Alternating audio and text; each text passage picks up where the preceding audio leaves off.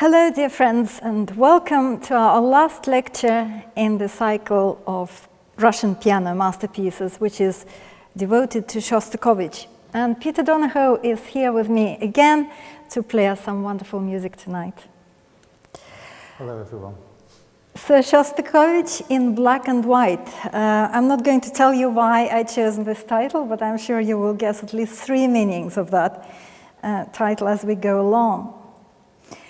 We start with Shostakovich as a prodigy. He actually started playing the piano quite late, at 9, which is, I think, for a Russian virtuoso is quite late. And it's surprising because his mother was actually a pianist herself. She studied at the conservatoire and she earned her living as a music teacher, a piano teacher. But at the moment he started from 9, he immediately progressed extremely fast. You can see him here wearing his very cute sailor suit. So that's 1920. He was born in 1906. So at 14, he was already at the Petrograd Conservatoire and playing very complex pieces. He really, I think, was possibly even more kind of exciting as a child prodigy than Prokofiev. He could memorize music instantly. He could sight read anything. Yeah, he had kind of natural technique. And he also started composing at the same time he started to play the piano. And at first, when he got into the conservatoire, he studied both composition and piano playing, and so actually thought of becoming a professional pianist. He was in the class of Leonid Nikolaev, and his classmates were two legendary pianists, Vladimir Safranitsky and Maria Yudina. Yeah, so at the same time, they were his classmates. So it was a very ambitious milieu, I guess. So let us talk about a very important event that happened in 1927, and that's the Chopin Competition that Shostakovich just enrolled in on a whim. He pretended, at least, that he didn't necessarily go there specifically to win it. And he said, well, I just want to go abroad. It was his first trip abroad, and I will want to make new connections, maybe promote my music. But of course he wanted to win it, and we know that from the letters. So he had 26 days to learn his program for 2 rounds. He only knew a few pieces out of the program, so he had to learn the concerto, you know, the etudes and so on. So you can see him here with the other contestants. And when he came there, this is one of the letters that he wrote back to his mentor, Jaworski. An acquaintance told me that Spinalski, who was one of the Polish pianists who played before me, took 51 seconds over the B-flat minor prelude. I played it in 47. So I thought, well, surely that's not possible. I found one recording on YouTube, which is by a winner of a 2000 Chopin competition, and that's 53 seconds. Yeah, so you'd have to still take seconds off, 6 seconds off it. So that is.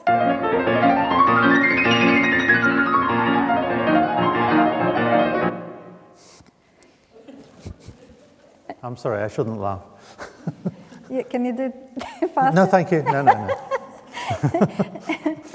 So, and indeed, there was this competition. We know the stories about Gilels and Richter, for example, yeah, or other Soviet pianists starting at the same time, yeah, on 2 pianos, a Chopin etude. Who would come to the finish first? So it was quite a thing. But just to prove to you, I mean, he really always won these competitions. Shostakovich had the fastest fingers. And that is a particular type of technique that I think he uses himself. And it explains a lot about his scores as well, because I will play you in a moment a bit from the cello sonata. Yes, a cello sonata with the piano, with Shostakovich on the piano, Rostropovich playing the cello. And it's the bit that all pianists who have ever done this piece know about, yeah, because everything else, I think, is not that difficult in that sonata. And then suddenly, yeah, out of nowhere comes this passage which you will spend all your time learning.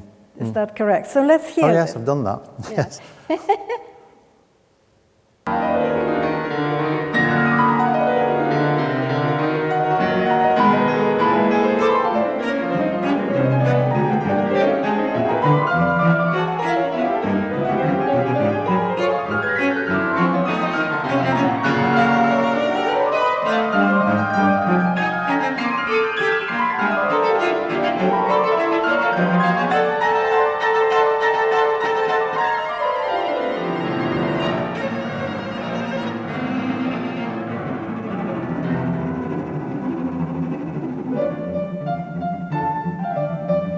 As if nothing happens, the other theme comes in. I think it's a hilarious moment. Yes, it is.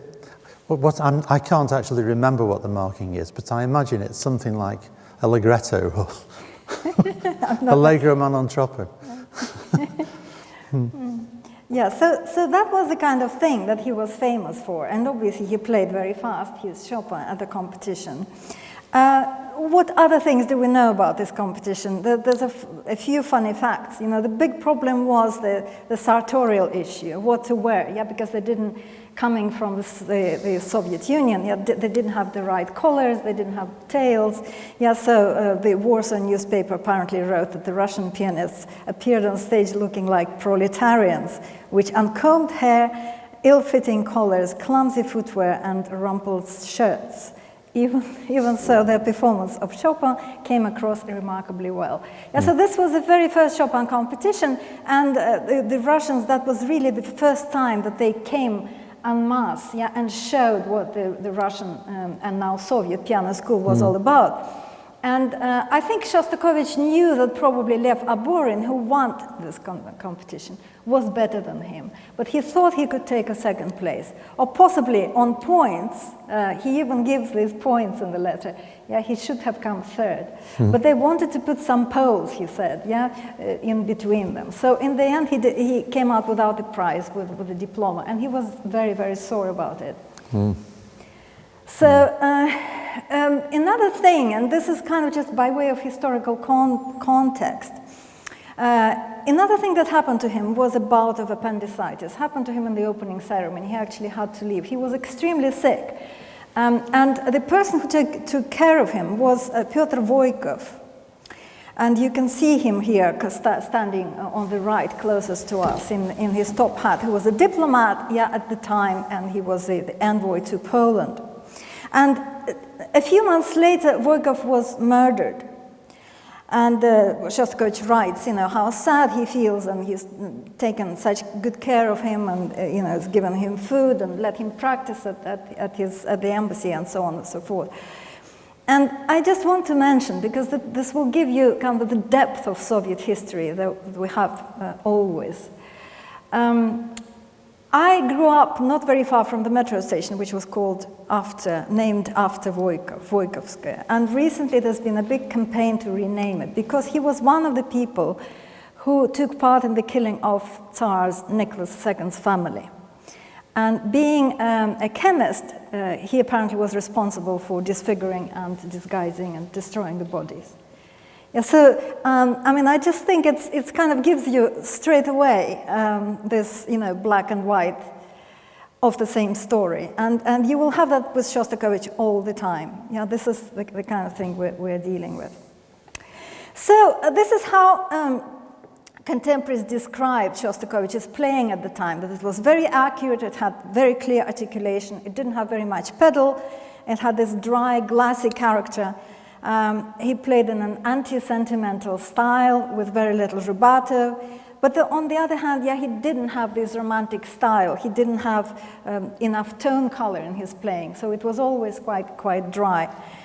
Amazing finger and octave technique, and a great grasp of large-scale structure. Yeah, that wasn't a problem for him at all, because as a composer, he already sort of immediately grasped the piece.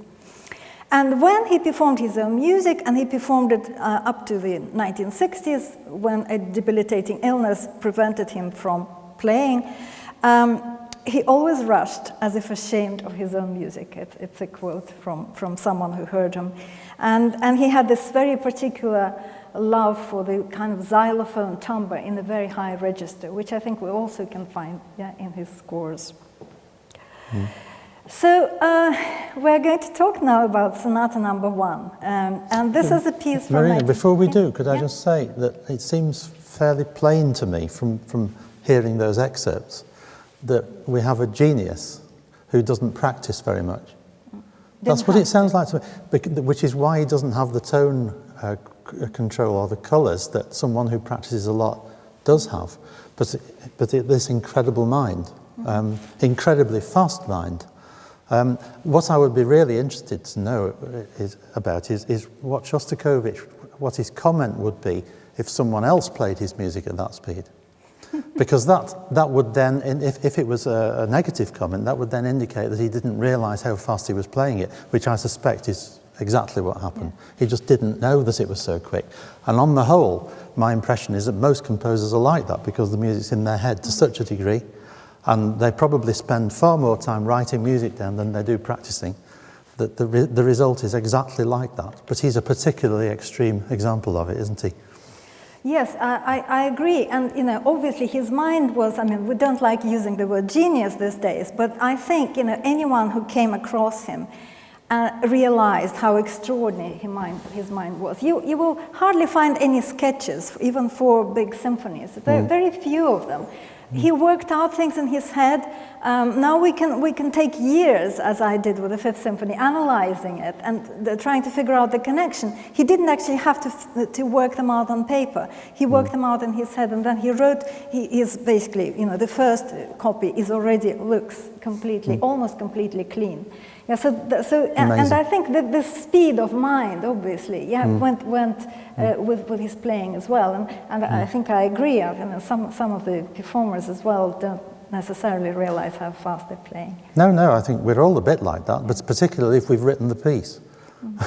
But I can't quite imagine what it feels like, but I'm sure Beethoven was like it, exacerbated by the fact that he was deaf as well. But Beethoven's metronome marks indicate that he had no idea, really, how complex the works were for the listener.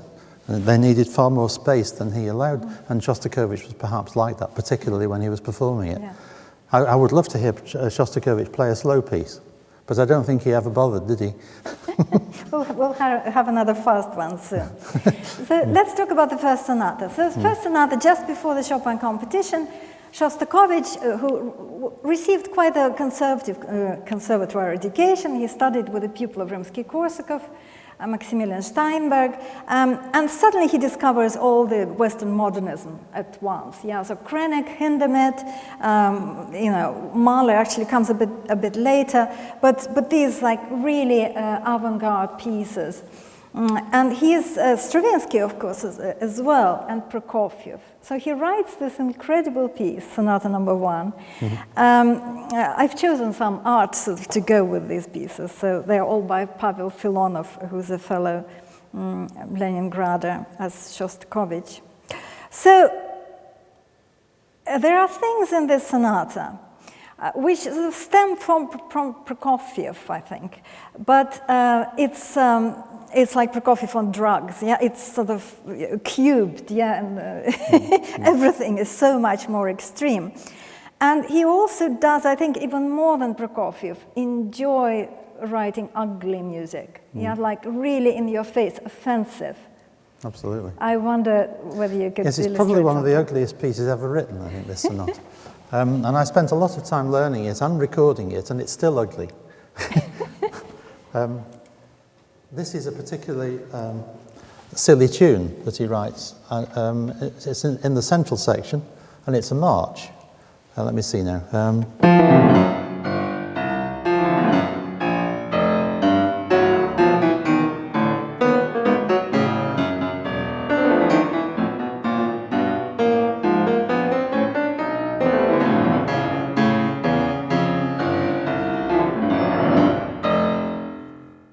It really does sound like a child, doesn't it? Just thumping the living daylights out of a piano.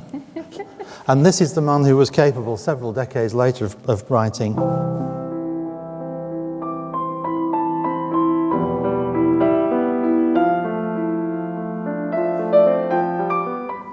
So, a man of many sides and many talents.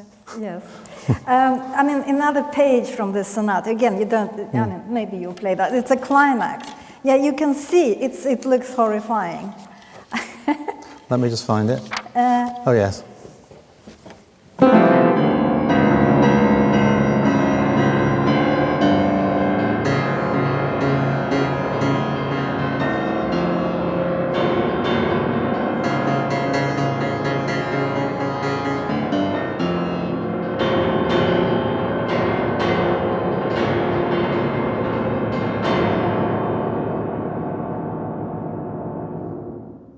we're supposed to leave that on for as long as it takes to die away, and then there's a very quiet, equally ugly passage, but quiet. Yeah, so very much interestingly, that after a few performances, you find this sonata appearing on the program as the October Sonata. And of course, at that time, Shostakovich also writes his second symphony, which he calls To October. Yeah, so it becomes a revolutionary piece, to October Revolution.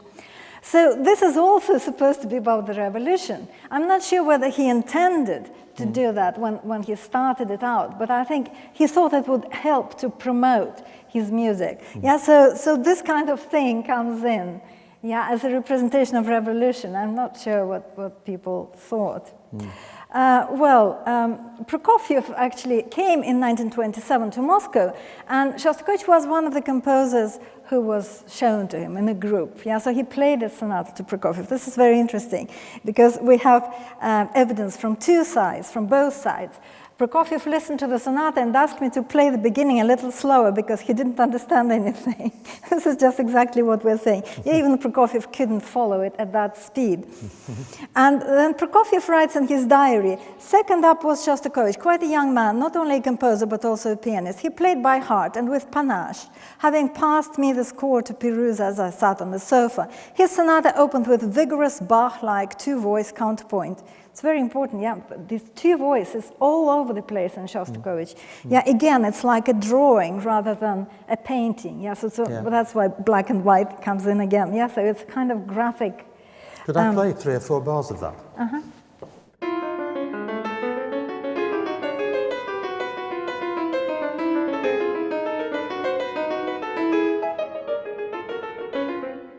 And the beginning of Prokofiev's third sonata.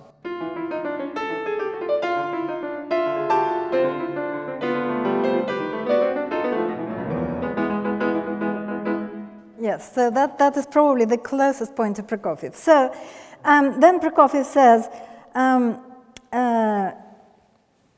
that he said, you know, he launched with joy into a paean of praise for Shostakovich, and that amused Asafiev, another friend, musicologist, who commented that the reason I had liked the first movement of the sonata was because it showed my influence.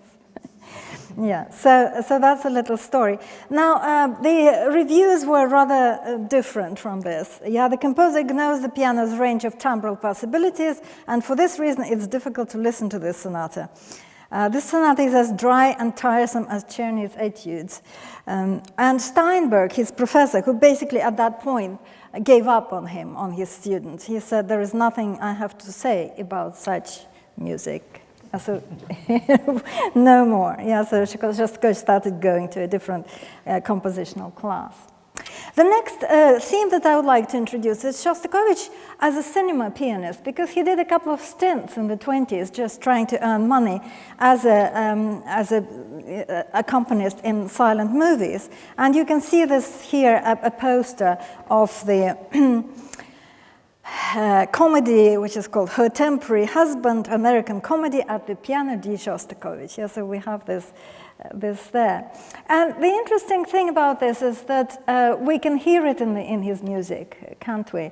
I mean, one thing that I would like to show, even before we get to the concerto, is the aphorisms which he writes. It's little pieces, really tiny pieces, that he writes in 1927, straight after the Chopin Competition. And they are remarkably perverse, yeah, because he calls something a nocturne, and in fact it's complete opposite of a nocturne. And I think that might stem from his, the need to, you know, if there's a love scene going on the screen, he has to play a nocturne, yeah, so it's a kind of, he's reversing this, you're subverting it. Natural rhythm. Yes, so I don't know whether... Oh, that, yes, okay. I shouldn't issue disclaimers beforehand, because I've not seen this until this afternoon, so...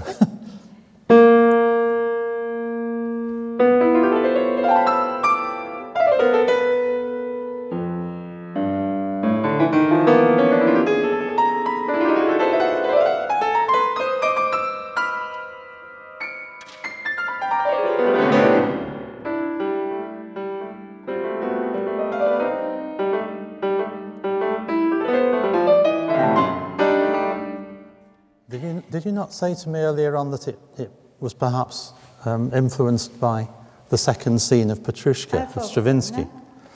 So, no? Well, I've yet to see the similarity, but maybe you're right. And you can see in the nocturne, the climax is at 4:40. So again, it's perverse. Very. Now, but there is something else, and this is what I also would like you. That piece number 10, which is called the Lullaby, and it's the final piece of Opus 13, and it's actually a very interesting kind of quasi-Baroque piece with lots of decorations.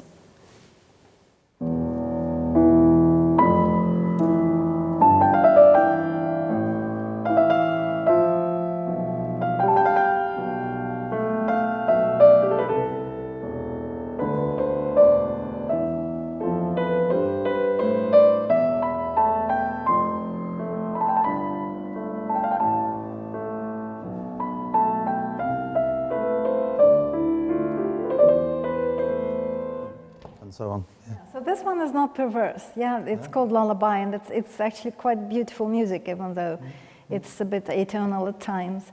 And it reminds me of the B-flat minor fugue, which is one of our favorites.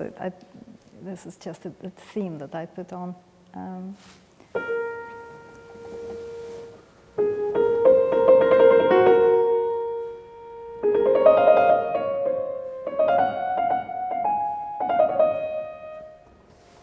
A very beautiful piece. That's from the Preludes and Fugues that we're going to talk about a bit later. But that style was already there. And I think the piece that is closest to the cinema experience, the silent movie experience, is the first piano concerto from 1932, where Shostakovich writes this remarkable cadenza, and all kinds of things are thrown into it. It's a kind of Odessa street song and Brahms' Hungarian dance, kind of stride style, all kinds of things.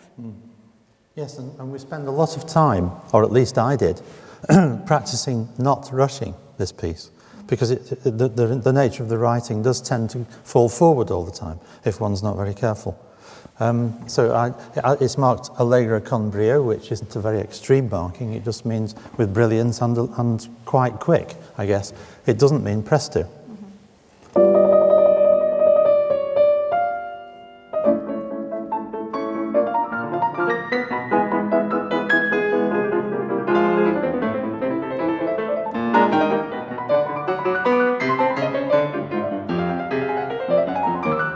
Etc.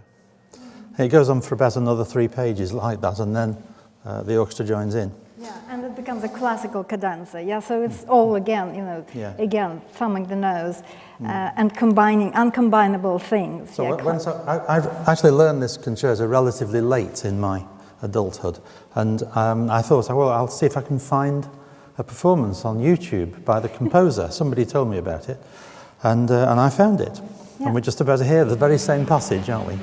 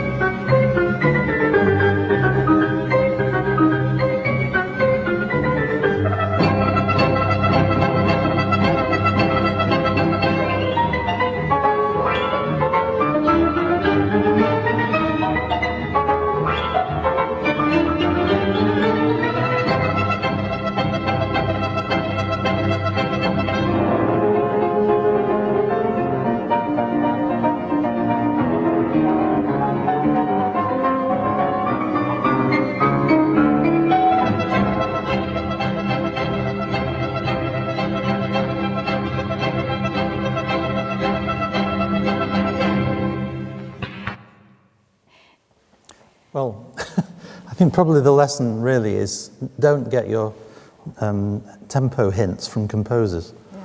And he also doesn't play all the notes, actually. No, he doesn't. No, in fact, he gets one bar ahead of the orchestra at one point. But, you know, he is the composer, so he's entitled to, I suppose. But, you know, Allegro con brio is not an extreme marking, as I said. How would he play it if it was marked prestissimo? You know, it would give the page turner. Well, not that he was using one, but I would have done. The page turner would need to have an osteopathic session after the performance, I guess. Yes, so I mean, it's a lovely bit of video. You know, always love playing it because it's, you know, even though it's sort of out of sync, but to see him play is well, yeah, it's wonderful to see what happened, and it seems very obvious to me, having been there myself, that he's nervous for one thing. He's the composer and the performer in a situation that was probably very sensitive. I imagine he was very vulnerable at that point to having his career taken away from him or something. And he's playing a piece for the first time, never been heard before. So on 3 counts, he was feeling very, very nervous of the situation, and we only need one to make us rush.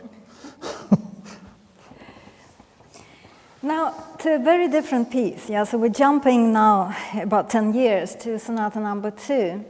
And that's a kind of, I mean, you've said, I think, that it's a masterpiece. I think it's wonderful. And I wasn't sure, and it really took me a very long time of listening to convince myself. And one reason why I think it's had a very difficult time you know, becoming better known, even though Richter played it and Gillis played it and Udiner played it, is because it's so bare in a sense at times. Yeah, it's so ascetic. The pianism doesn't have this, you know, about Prokofiev they always said he had this Scarlattian joy, you know, of changing piano textures all the time. Yeah, it's always a surprise. Yeah. Shostakovich is the opposite of that, isn't he? Yes. Well, it's one of the very few major sonatas of any century, really, that actually almost deliberately leaves the audience feeling very unsure of itself. You can guarantee that the audience will not applaud very much. Because it's a very sad ending and very quiet and very enigmatic. And it's not the same, for example, as the Liszt to B minor sonata, because there are passages in that are so obviously electric and absolutely virtuoso, whereas this piece never goes to that kind of style, and then has this very somber ending, very beautiful somber ending, but it is very hard to know what to make of it as a listener. But the more you get to know this piece, the deeper it seems to me. And you know, having done the first sonata and the racket that it really was, to go, I don't know how many years further forward, but quite a long time, isn't it? And to find this beautiful piece from the same composer, for me, was just a wonderful discovery. And I remember, actually, when I was still at school, I think, I discovered an LP of Gilels playing this sonata. And it was coupled with the Bach French Suite No. 5, which has to be one of the oddest combinations imaginable, but there it was. And he played both of them fantastically well, equally beautiful. And I've always loved it very much and played it quite a lot in public, which I haven't done No. 1, for all the reasons we've talked about. Nobody wants to hear it. It's fantastically exciting to play, but nobody really wants to hear a piano being smashed to bits like that. But this piece is just another world altogether. Yeah. I'll just give you a bit of history. He wrote it during the war. He wrote it during his evacuation. And he actually figured it out in his head during being ill with typhoid fever, and for 5 weeks being isolated in the hospital. And he dedicated it to Leonid Nikolaev, his piano professor, who also died a few months before that, also of typhoid. So we don't know how these things are connected. Yeah, but it seems, to me, it's just anxiety and depression throughout that sonata. But you can see, you know, from the lines again, it starts in a very, again, neoclassical way. Yeah. It's a very beautiful way. May I play the opening? Because it's one of those, it's a stunningly beautiful opening, I think. I'll only do it for a few seconds.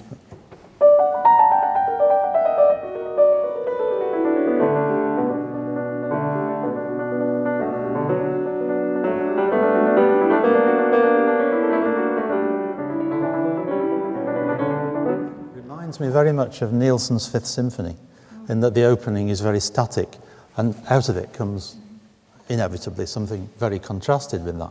But it's unique to me, absolutely wonderful.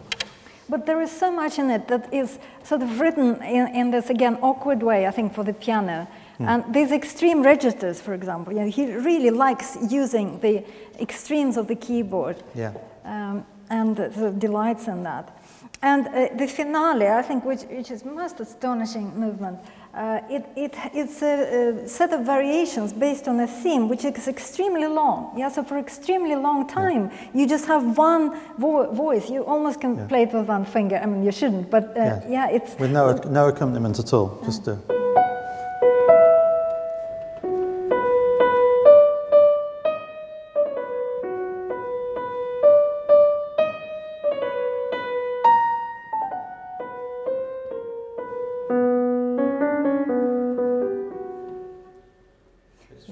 And then it goes on for much longer, even, in that one voice. And I wanted to, I put some markings here, wanted to show you that he must have been kind of obsessed with a certain kind of theme and variations at that time, because he has this fourth at the very beginning, and also fifth and fourth, and also these flattened degrees. Yeah, every degree in Shostakovich's scale can be flattened, and that makes it extremely kind of sad. Yeah, when you lower the degree, every step of the scale, it becomes more and more dark. Comparing here with the D minor fugue, which we will hear at the very end of today's concert. Also, at the very same moment, just a year later, he writes the second quartet, which I think has a very similar theme. I'll just play you a little bit of that.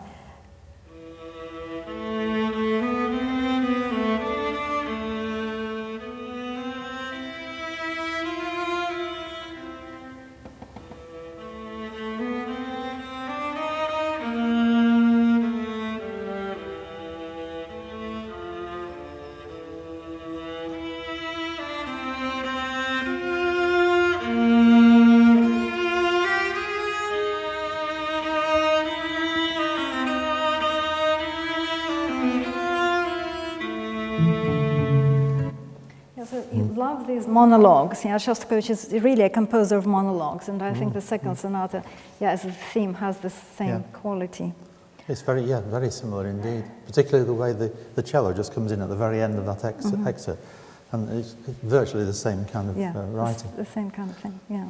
That particular theme goes through several variations, different tempos, and so on, and then it comes back in a very sad, very quiet way, almost at the end of the movement. And I'd just like to play one little bit of that, which seems to me that I've forgotten the phrase that people use, but it's regarding these moments in Shostakovich that are suddenly like the sun comes up for a brief moment, and then it goes down again. I'm sure you know what I mean by that. There are loads of moments in the symphonies where suddenly it seems very joyful, and then it's killed off. And it seems to me this may be one of those.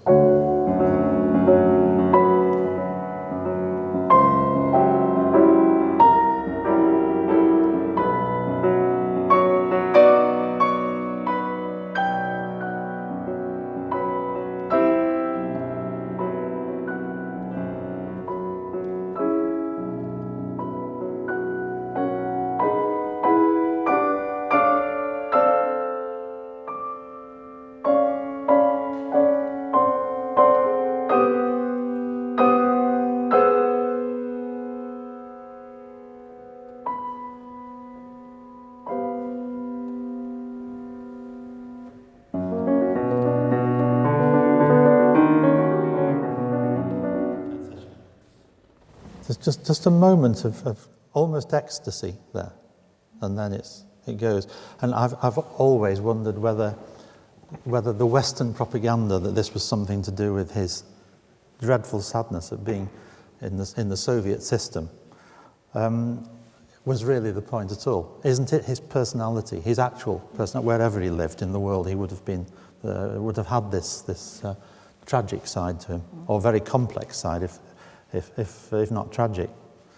There is something there that's impossible to understand, and it was very simplistic of of us in the West to just write it off as something to do with him being very depressed at living there. Well, I'm sure there's some degree of truth in it as well. Just to counter this a little bit, I mentioned the sonata was actually banned.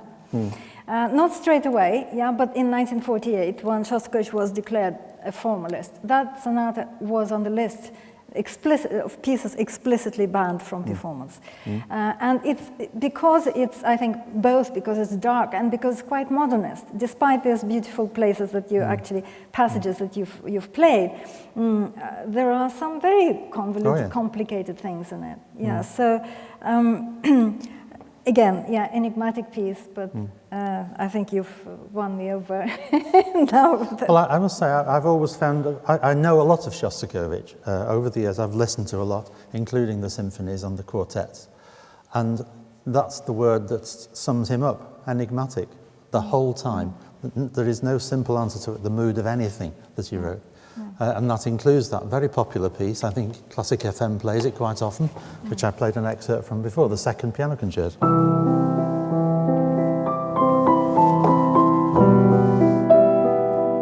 Which is very famous, of course.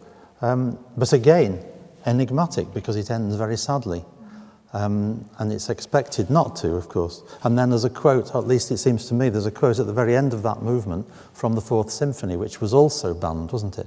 Or he was afraid to produce it, or something terrible happened with the Fourth. Yeah.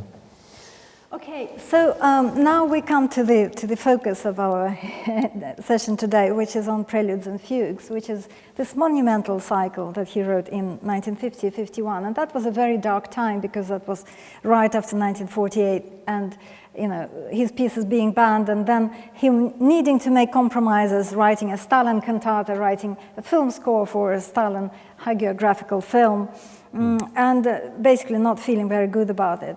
And at the same time, he goes to Leipzig in 1950 to adjudicate a competition. Now it's a Bach competition, and again the Russian pianists come in and win all the prizes, and the first one was won by Tatiana Nikolaeva, and he was particularly taken by her, so she became a muse for this cycle.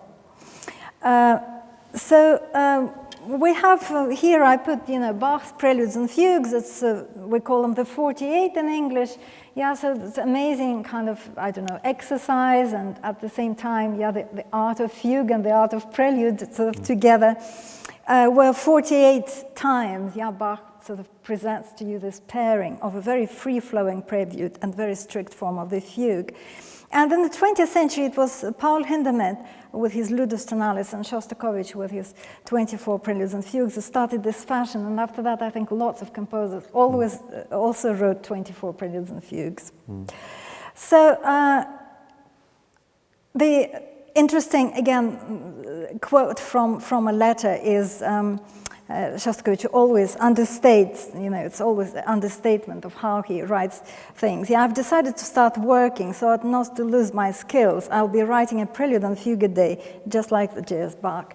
So he really tried to finish them every day, a fugue. And he actually did the same thing in 1935. And the A minor that we're going to hear in a moment was actually, the fugue was written in 1935. So it was the first time he started this cycle.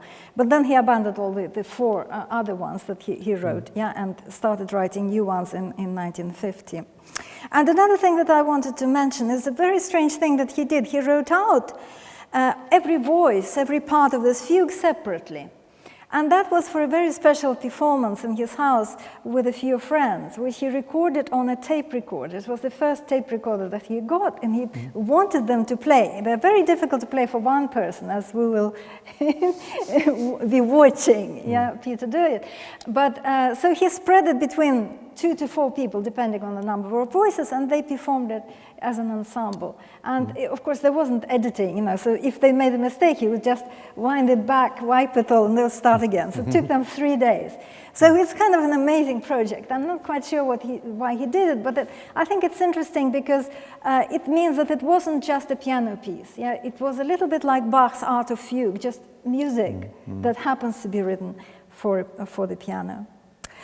So, of course, there are a lot of correlations with Bach. So I'll just show you a few places. So he starts with a C major 1, and he starts with the chord in the same position as the very first fugue of Bach. So it's as if, he just declares, this is my starting point. And the ones, I think the A minor that we're going to hear can also be related to this one. I don't know whether you can play the C minor by Bach.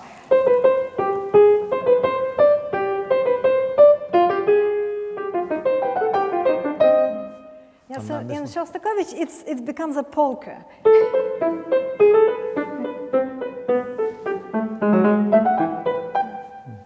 So maybe at this point, shall we do the A minor fugue?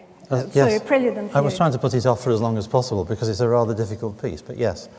We could put it off longer if you want. We just have to check the page turning. We have to check whether this electronic works. Page turning, which is going on. So, does it work? No. No. Okay. So, could you make it work? I'll see what I can do. This is a direct result of social distancing. Page turning has to be done electronically, and it's not an aspect of social distancing that I really anticipated. Does it work now? Yes. Okay. Don't go too far away.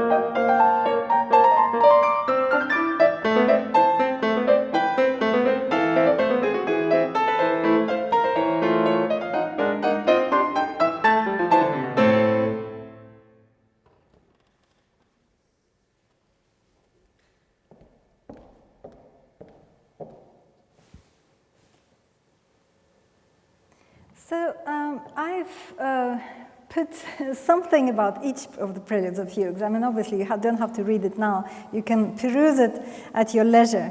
But basically, I put in green all the words that relate to the Baroque period, so where he refers to Bach and Baroque genres.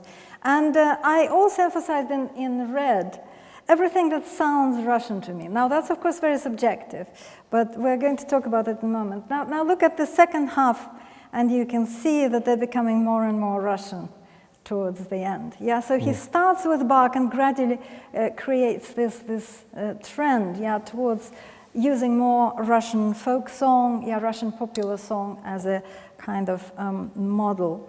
And I wanted to show a few things just to point out to you what I mean, and that's a quote from Boris Godunov, which has certain intervals, the fourth and the fifth, which sound as if it is a Russian folk song.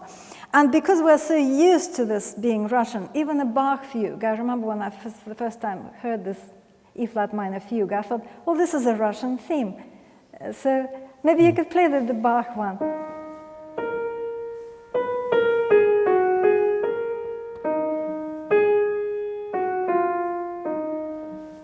Russian song? Very much so, yeah. So, it has sort of similar intervals. And if you maybe could play the Shostakovich E-flat minor.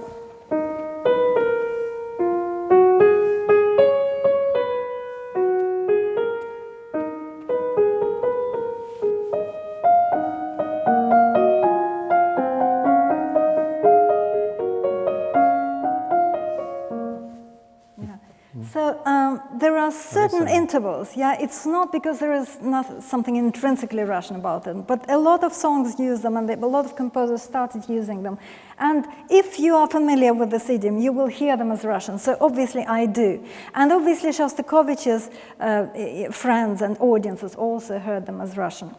And just putting it in a historical context, that might have been the saving grace for this cycle. Because can you imagine, he's writing them basically for the desk drawer. He doesn't at that point premiere any big pieces because he is still almost under ban. Nobody really wants to play his music very much. So it's a very private thing that he is doing. And then he shows it to the Union of Composers, and it's derided as his private compositional exercise as being formalist, something that is indeed formalist, because it's a fugue. There are 24 fugues. It's a very strict form. So obviously this is going to be a huge failure. And then something wonderful happens, and it's the pianists who start defending it and fighting for it. So Nikolaeva was one of them, but also Maria Greenberg and Maria Udina, so like three women, but also Goldenweiser. They all said, these are wonderful pieces, we want them. I think they were also thinking of giving them to students, instead of a Bach fugue, just for a change. And they start fighting, and it's incredible when you think of it, because it's basically the time, when you have the horrible anti-cosmopolitan campaign going on, which is basically an anti-Semitic campaign under this euphemistic title, and people are again starting to disappear, and the various awful sort of trials happen at that time. So it's actually quite scary even to resist anything that is official. So if the chairman of the Union of Composers tells you that this is a bad piece, you should really accept it. And I find it very moving and poignant that the pianists actually insisted, fought for them, and they actually managed to get it through the Stalin Prize Committee for a prize. Not all of them, but 5. Actually interesting which ones they were. So the C major, I think it was the A major, E major, C minor, and the last one, D minor. So we are going to play today, well, Peter is going to play, 2 Preludes and Fugues from the Stalin Prize selection. So they've been kind of approved. They have. He didn't win the Stalin Prize for them, by the way, because Stalin happened to die. So the prize was cancelled. But that is the story. I just wanted to we're going to do them together, I think, just for the ending. Wanted to say a few things about these pieces. So the A major one is very unusual. It's I think became everyone's favorite very soon, because it's a very strange theme. It's all based on a major triad. And you have this spectrum of different major keys just shining at us. That is an extremely non-depressive. Yes. In fact, it would be very difficult to guess that it was Shostakovich if you didn't know. I always compare it to a kind of glass harmonica or something like that. Maybe it's the celeste, because of the sound of the piano. Is that register that he likes. That sort of very high register. So that is quite an extraordinary thing. And the D minor, which will follow it, is the final one. Yes, it's the monumental finale of the cycle. It starts as a saraband, which is a very mournful, Baroque dance. And then there is a section which anticipates the theme of the fugue, so he creates a kind of connection. And it's on a huge scale. Yeah, it's longer than everything else because it's the final piece. And it has two themes, not one, but two. And so the theme one is related to a Russian song, I think again.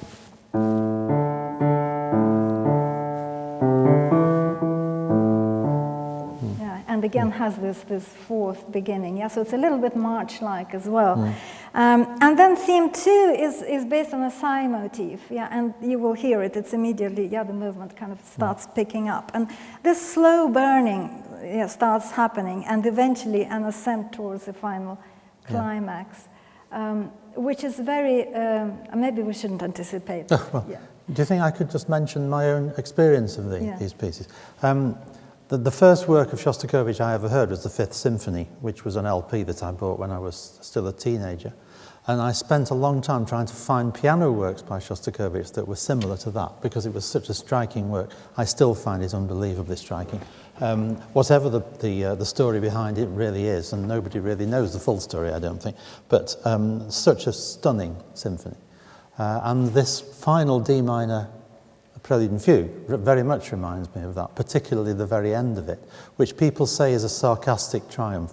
I don't personally subscribe to that, but I think it's very difficult to know what this, particularly as Marina mentioned, the flattened sixth. If it was a B natural instead of a B flat, it would be much more triumphant. But that is very, it's very much a feature of the end of the Seventh Symphony as well as the Fifth, and a lot of other pieces as well. Having performed and memorized at one point, I think I've forgotten it now, but I did memorize this Prelude and Fugue, the final one, many years before I ever attempted any of the other ones.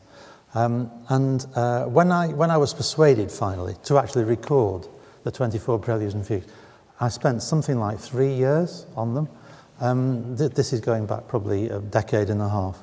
And whilst I was learning them, I was astonished by the variety and the diversity of all these different pieces. That they were all by the same composer was to me extraordinary, because there's almost nothing that relates to any of the others. That none of the fugues sound similar to another one. Even Bach is more similar than Shostakovich.